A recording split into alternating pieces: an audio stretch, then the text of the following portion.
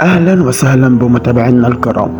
والنهارده المرعب جايب لكم كام تجربة حقيقية جامدة جدا، وطبعا في حاجات منها انا شاكك فيها ان هي مش حقيقية، وفي حاجات شاكك ان هي حقيقية. فانتوا في كومنت تسمعوا اول تجربة حقيقية او غير حقيقية في كومنت، انا عاوز اشوف ارائكم انتوا.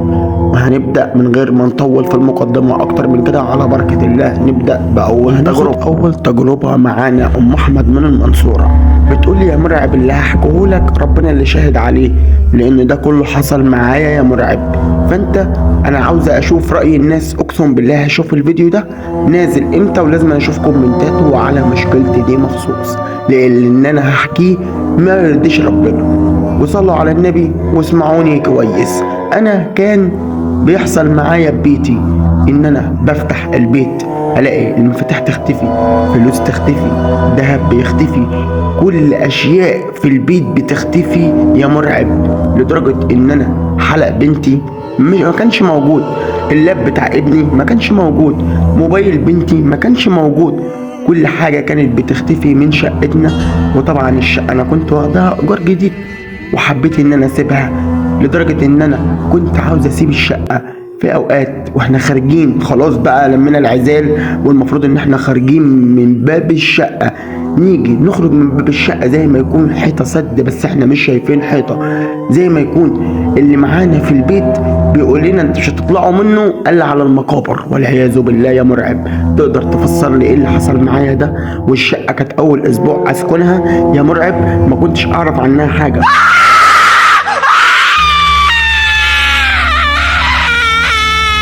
طب انا هسيب الناس هي اللي هتقول في كومنت التجربة بتاع ام احمد حقيقية ولا غير حقيقية في كومنت. وطبعا التجربة اللي بعد دي اللي قلبه مش جامد ينور النور، لو طفى النور وانت بتسمعني قلبك جامد زي ما انت. وتعالوا نخش على التجربة اللي بعديها. اعمل لي بقى كوباية الشاي بتاعتك واسمع القصة دي معايا كده بكل المقاييس. لياسمين ومحمد، ياسمين ومحمد الاتنين اخوات، كانوا ماشيين بيقولوا لي يا مرعب، كنا ماشيين في الشارع عندنا طبعا عشان نختصر الطريق، يعني في مكان مهجور جنب مقابر نعدي منه ضلمه عشان نوصل بيتنا بسرعه، عاوزين نطول ونمشي في امان في طريق بعيد شويه. وانا واخويا كنا تعبانين من كتر المشي، وفضلنا نمشي في الطريق المقطوع ده عشان نوصل بسرعة، ما احنا تعبانين يا مرعب. وطبعا الرعب بدأ ان هو يعني يتحكم فينا بالمقاييس، بكل المقاييس كنا مرعوبين واحنا ماشيين، لدرجة ان احنا ماشيين اخد خطوة واقف حاسس ان في خطوة تاني بتمشي ورايا انا واخويا، وماشيين مرعوبين يا مرعب جدا.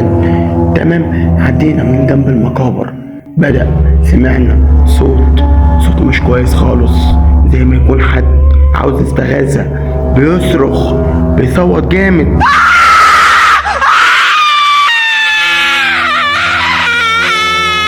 وفي النهاية يا مرعب انا عاوز اقولك، بعد الصراخ الشديد فقدنا الوعي انا واخويا في الشارع. صحينا تاني يوم لقينا نفسنا في البيت نسأل ايه اللي حصل، ايه في ايه يا جماعة، وقرايبنا كانوا عندنا، طب وكان عندنا بدل الشيخ 2 في ايه؟ قالوا لنا ان انتوا اتلبستوا واتزغفتوا وانتوا معديين من شارع كذا كذا، اللي مش عاوز اذكر اسمه لان ده يعني الحكومة منع تمشي فيه بالليل.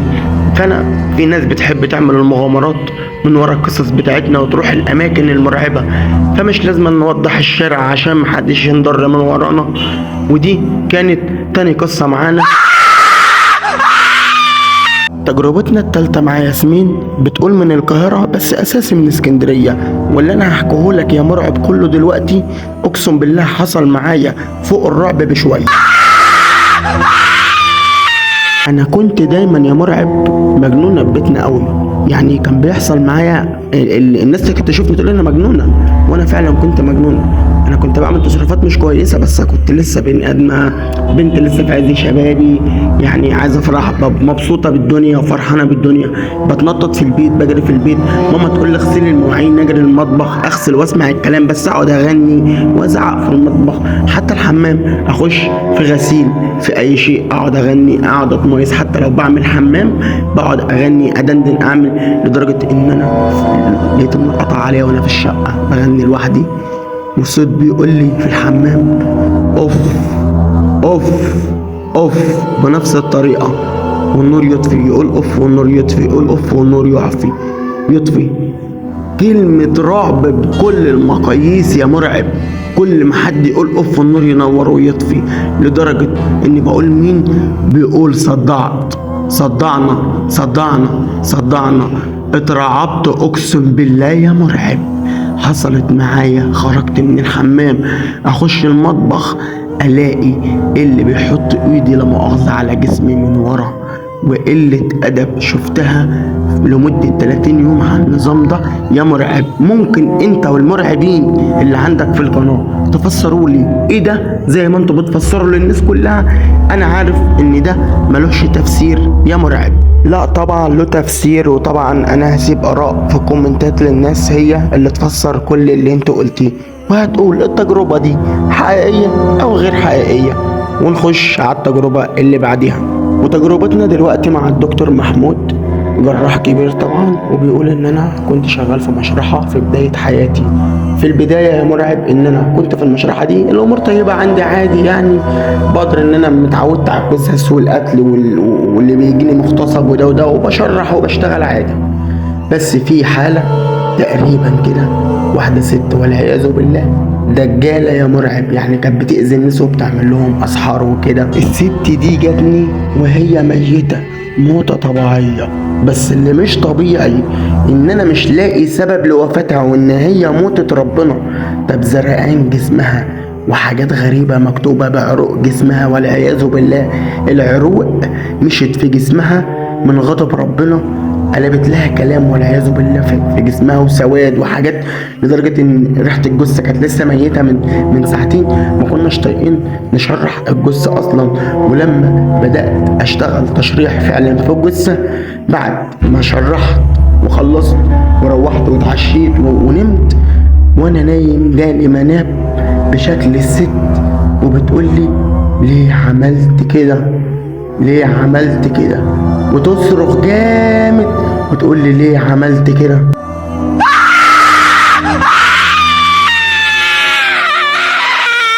دي يا مرعب كانت تجربتي الصعبة. ممكن انت والناس اللي معاك في قناتك في الكومنتات تعرفوني زي ما بتعرفوا الناس، لان انا كنت هتجنن اقسم بالله العظيم. طيب انا برضو هسيب الناس في الكومنتات هي اللي هترد، وانا هكمل في التجارب عشان ما اطولش في الفيديو اكتر من كده، وانتوا سمعتوا تجربته انتوا اللي تردوا عليه في الكومنتات.